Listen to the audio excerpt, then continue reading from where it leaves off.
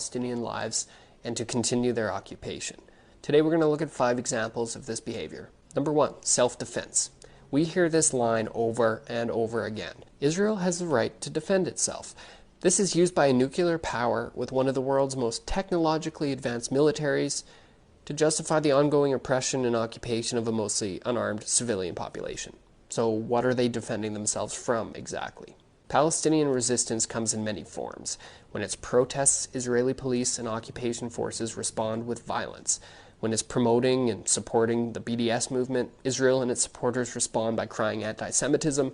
And when groups like Hamas are forced by desperation to respond with armed struggle, Israel causes widespread devastation.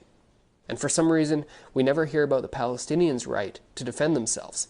But in fact, they do have that right, and it's guaranteed under international law. United Nations Resolution 37/43, and I quote, reaffirms the legitimacy of the struggle of peoples for independence and liberation from colonial and foreign domination and foreign occupation by all available means, including armed struggle, end quote.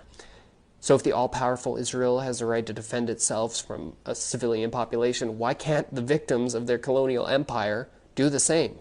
Number 2, terrorists. Israel, with the support of the mainstream media all over the world, covers the Palestinians with a blanket statement of they're terrorists.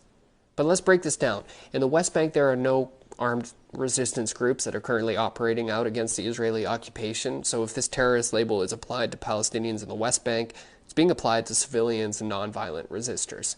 These are not terrorists. In Gaza, there are armed resistance groups operating, but a majority of the population there are civilians. In fact, 50% of them are children.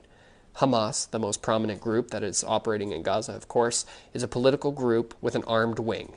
The United States, Canada, the EU, Israel, and Japan all consider the entire group of Hamas to be a terrorist organization, but there are many countries around the world that only consider the armed wing a terrorist group. In fact, in 2018, the UN General Assembly rejected a U.S. resolution that condemned Hamas